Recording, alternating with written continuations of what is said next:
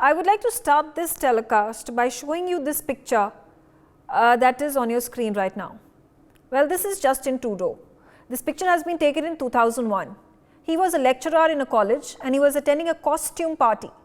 He has painted his face black, or rather brown, to fit into his persona that he was carrying as Aladdin. There is a picture, in fact, that we can put of Justin Trudeau being flanked by two Sikhs. He is embracing them and getting this picture clicked.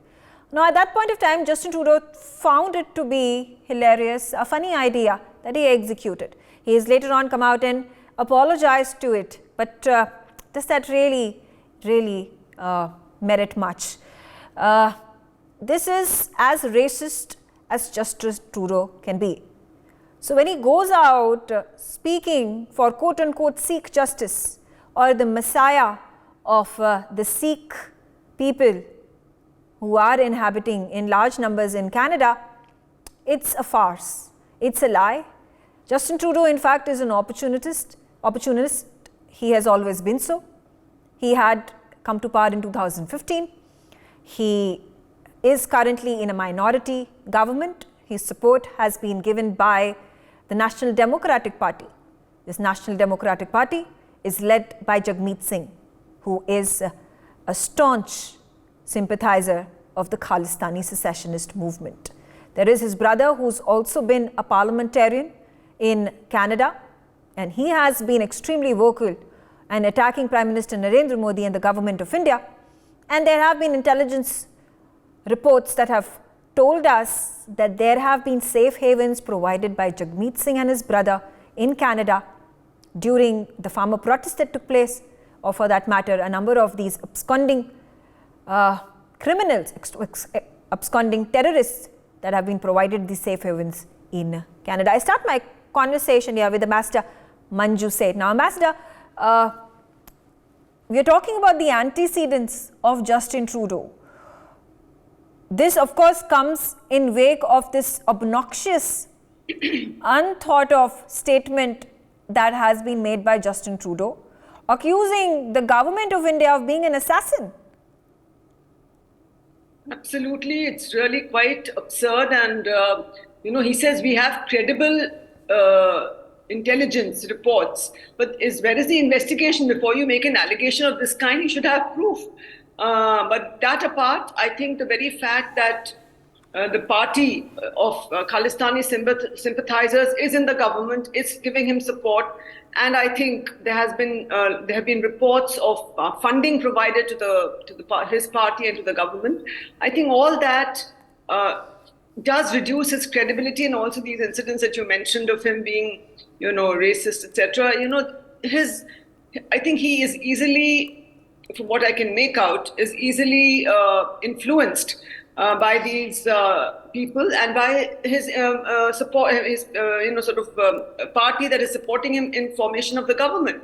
And earlier also he has attended their functions, because I think there is monetary support, financial support coming to the party, and so when the funding comes, I think he has very little maneuverability and has to go along with what they are saying. So unless there is proper proof, and I think it seems very absurd actually that he's accusing the Indian government. From what I know, that the Indian government may share intelligence, but they don't normally get into these funny kind of allegation that he has made that the Indian government is involved in the killing, extrajudicial killing of Nijjar.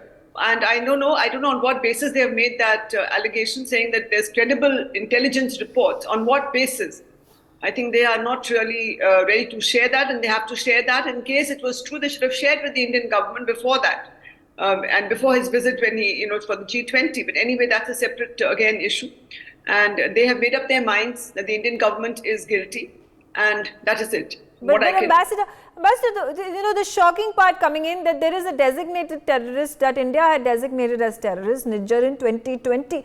And now what Justin Trudeau is saying, that he is a citizen of Canada, and the Canadian government went all out to secure the life and the rights of the citizen of this country, completely disregarding India's appeals after appeals to extradite these terrorists, including Nijjar, and bringing them back to India, and then filing cases against them and charging them with the kind of terrorist activities and UAPA that had to be levied against them. Absolutely, these elements who've got safe havens in Canada, and the kind of activities and the kind of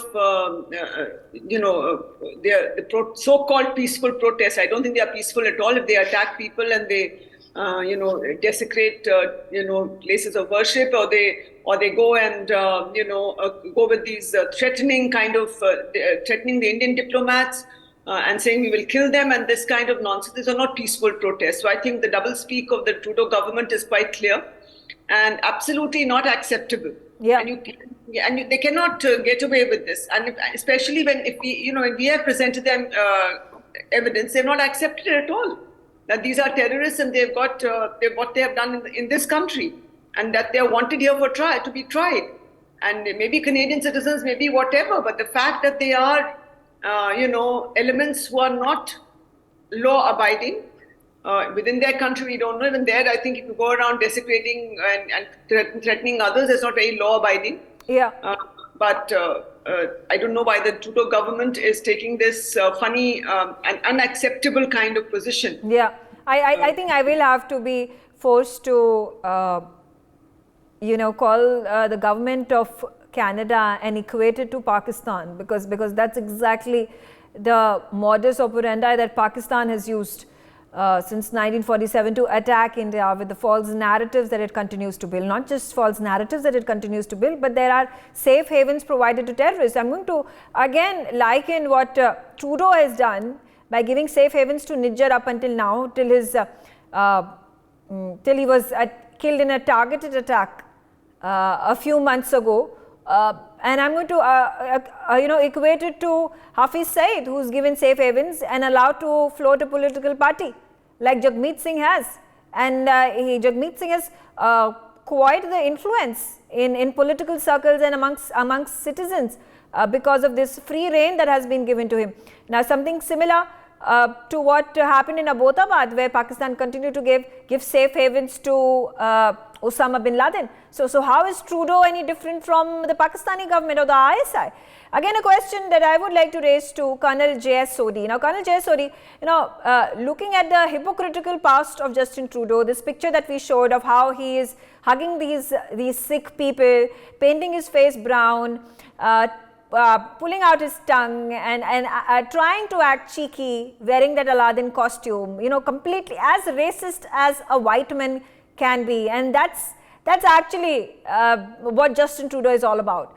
Not to mention the emergency that he had imposed in 2022, with his popularity ratings came crashing down. Citizens were completely vehemently opposed to this forced Emergencies Act that had been imposed by Justin Trudeau. So all in all, he's had to change his stance as the years passed by, as he came to office, as he became the Prime Minister, and gradually toeing the line of the Khalistanis, because that's the only way he can remain in power. And we don't know in 2025 if that will also be possible or not. Jai Hind, Megha. It's my honor to be on a news channel and a privilege to be with the esteemed co-panelists.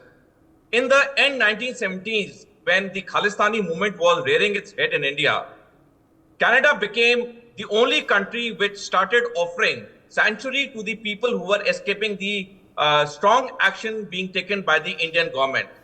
And this was brought to the notice of the then Canadian Prime Minister, Pierre Trudeau, who happens to be the father of the present Prime Minister, Justin Trudeau. But Pierre Trudeau did not take any action. As a result of which, the first major Khalistani attack on India from abroad was launched on 23rd June 1985, when an Air India flight AI-182, which was flying from Montreal to Mumbai, crashed off the Kochok Island and killed all 329 overboard.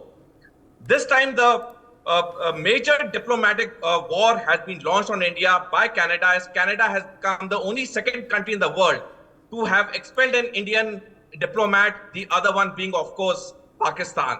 So by doing this, Justin Trudeau has fully shown that he's playing into the hands of the Khalistanis, who are through a political party are giving him support, because like you rightly brought on, Megha, Justin Trudeau has its ratings at an all-time low. The next elections in Canada are to be held before 20th October 2025, and Justin Trudeau knows that he has just about 1.5 years before he can, try to bolster his popularity ratings, and in doing so, he has expelled an Indian diplomat. Through your esteemed channel, I would like to ask the Canadian Prime Minister that in case he has any evidence which they've been claiming, why doesn't they present in the public forum? The world and India should come to know that are there any evidences? Well, I am sure the Indian government has done nothing like this. This is only an act by the Canadian Prime Minister for his vote bank politics to malign India, because today Canada is among the few developed countries who cannot digest the rise and success of India under Prime Minister Narendra Modi. Right, right. Adit, getting you also on board amidst the discussion that we have of the antecedents of Justin Trudeau, and who are these people, who are these communities, who is this section of people in the domestic politics and the vote bank politics that Trudeau wants to appease at this point of time, just 1.5 years before general elections take place? That's correct, Megha. Justin Trudeau's recent antics in the Canadian Parliament, it has definitely set a diplomatic storm, which will be quite difficult to bottle up in the long run. Accusing India of something like extrajudicial killings, it typically shows, it brings back his drama theater activities as a school teacher, where he must have, may have watched Tiger Zinda Hai for some reason. And, it's a script straight out of that film where, raw agents go out to other countries and perform extrajudicial killings. Accusing India of essentially performing extrajudicial killing of someone like a Nijjar who has, very little clout, even in Surrey itself. It's absolutely, it's unfathomable. But on the long run, Canada and India have had very good relationships, and it's a long-standing friendship which has been built on trust and commonalities of democracy and democratic principles. What Trudeau and his vague sort of claims have done, with regards to the credible allegations that he used in the Parliament, has seemed to be picked up by the global media, and almost all of them have come out sort of attacking India to the extent calling India the murderer of Harjit Singh Nijjar, etc. 3 months have passed, since the shootout of Harjit Singh Nijjar, and not a single charge sheet has been filed since then. So, suddenly for them to come out and essentially call out India for this is absolutely shocking. And the reciprocity that India has shown in terms of, how they have dealt with the expansion of Pavan Rai, the Indian diplomat who was essentially expelled from Canada. I think that was brilliant. This is the third time the Canadian High Commissioner to India has been summoned in India, making it the highest number of times in 2023. So that goes to show that as you rightly pointed out, Canada is now becoming the newly evolved Pakistan, where it's harboring, known terrorists, known secessionists, known separatists who have had, multiple charges of murders, of terrorist funding cases, of UAPA charges filed against them. So, it goes to show that, their credibility as a sovereign nation is to be questioned now. Yeah. Megha. Yeah. Surinder Lal Sahni, we're talking about the safety and security of our diplomats that are placed in Ottawa and the other consulates in 2 other parts of Canada. And there have been threats in the past on the lives of our diplomats. There have been posters and placards and hoardings that have been put out on the streets of Canada, on the streets of Ottawa, where Khalistanis have come out, put the pictures of these diplomats and said and threatened and saying that we are going to assassinate you. There was not a peep that came out of Prime Minister Justin Trudeau then, and this is a matter of just a few months ago. And he's just said that we are concerned about these threats and we are going to take action. I don't know what action he has been taken, because there were no arrests that were made, and that incident later was forgotten. And now he has the gumption to even mention, it's not part of protocol just for the safety and security of diplomats, to be named publicly, to reveal their identity, even when this diplomat, the Indian intelligence officer, was expelled by the Canadian government yesterday evening. Now, what does this go on to show? Thank you, Megha. Vinash Kale Viparita Buddhi. First day of Parliament, a failed G20 visit, lowest possible approval ratings in his home, and then relying on Jagmeet Singh for that support of the NDP. And I don't need to speak much on Jagmeet Singh. I think hence the bogey of this foreign interference. I think it is a desperate failed attempt by Trudeau Jr. to actually try and revive whatever's left of his, political career in the last 1.5 years, because I don't think he's going to come back.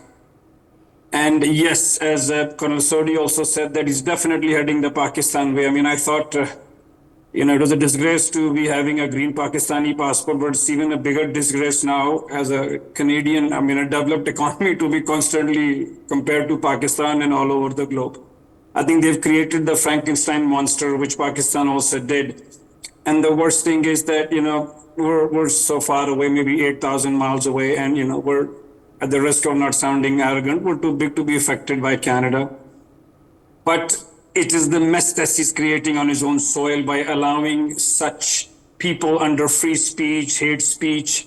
He's nourishing them, and a lot of mess will be created in their own front yard if they're not backyard, because these kind of people bring in all sorts of nefarious activities. There'll be drug, immigration, other sorts of crime, because they need to do fundraising. I think this problem is not only with the son, but I think the father also. They're very poor with diplomacy, because in 1982, they refused our government to hand over Babbar Khalsa's terrorists, and in 1985, Kanishka bombing happened. And what really broke my heart was that, unfortunately, 329 people died, out of which 268 were Canadians. But 84 of them were children below the age of 30. Now, that really makes my heart bleed. Yeah. So I think, just to salvage his own dwindling, failed political career, he is in bed with this minority and not realizing. I'd make a call through your channel to the other same silent majority that end of the day, to please a minor vote bank, he is negotiating on the financial, interest, the political reputation, and even law and order in his home. He's playing with their future. So I think they should all get up and, raise a voice against him. And one last thing I wish to also say through your prestigious channel is that, being a proud Indian Sikh, let me say that these individuals who could be from the same religion as I am, but they do not in any manner hold a brief for any one of us, most of us, any one of us living in India. So please, I request people not to understand and to differentiate that this is absolutely their own unilateral cocoon that they're living in. They do not hold a brief for us. We're very happy living in India, living the Indian dream, and we do not in any way associate with their narrative or their false propaganda. I agree with you. Ambassador Seth, now taking a look at the domestic politics, perhaps it doesn't matter whether Trudeau comes to power or not, because in 2025, Jagmeet Singh is fighting the cause and has made his aspirations very clear. He's fighting it against Trudeau because 2025 his pact with the Liberals party gets over, and he is obviously looking an opportunities himself, wanting to have a chunk of political leadership of the next person or the next party that comes to power. So till the time there is the Jagmeet Singh National Democratic Party that sustains and floats and in fact even flourishes, there's little chance for this Khalistani secessionists to be brought under control and clamped down. Absolutely, because if you see that the majority, as Mr. Singh also mentioned, the majority of Sikhs, I think almost all Sikhs in India don't have any sympathy with these people. and also a majority of Sikhs in Canada, which is, I think I was reading somewhere, approximately 2% of the population. They do not have any sympathy for these Khalistani elements. And they're all peace-loving, and they're all living well in their own, in their lives in Canada, very happy. So it is a small minority, and as you mentioned, it is this Jagmeet Singh who's got his own political ambitions, who is trying to, he could be trying to manipulate even and his position and that he's supporting the Trudeau government to get his way and to get all these kind of allegations out. I'm really surprised that the Canadian government has been so, so easy to so easily come in this kind of relationship with these small vocal, yes, but vocal part of the Sikh community, which is totally, and as one of my colleagues many years ago was saying, when this Khalistani protests started, they said they should have their own, Canada should give Khalistan to them, make Khalistan in Canada itself. That's the best thing to do. If they are so concerned and so sympathetic for them. Yeah, absolutely. So maybe that is a solution with all this, because the way they are behaving, it is quite unacceptable. The government, especially its behavior, it's the way it has gone around and issued these statements. And even it's surprising that the US government has also come out with a statement, some other governments have also come out with a statement. But the only plus point is that there they have said that credible evidence needs to be given. Here it's only credible allegations, the government saying. Quickly getting you back, Kal Sodhi, a quick question. All this happening at the expense of the citizens of Canada, at the expense of the trade policy and the diplomacy that India has shared with Canada. The economy is in the doldrums, there's recession, housing is unaffordable at this point in time in Canada. Like I said, Trudeau's ratings are at all-time low, but when he has a vote bank to appease, he's keeping these FTAs and the comprehensive strategic partnerships that he has been wanting for a really long time for India to join hands with, but obviously that's a slippery slope that's never going to happen. Megha, the Canadian citizens and Justin Trudeau should remember the famous quote of Hillary Clinton when, as the US Secretary of State, she visited Pakistan on 11th October 2011, and she remarked, in reference to terrorism, that people should remember that those who keep snakes in their backyard, those very snakes will bite them too one day. Well, if Canada doesn't amend itself, the day is not far when Canada will become another Pakistan. And people like Justin Trudeau are low, petty politicians, I would use these strong words, who for their thirst for power, for their greed for power, put their country into a mess. This is exactly what Justin Trudeau is doing. He may win another term, he may win another 2 terms, but the chaos he is going to get Canada in, I'm sure the Canadian future generations will never forget him, will never forgive him. Absolutely right. I'm out of time, but I thank all of you. Quickly, sir, 30 seconds before I wrap up.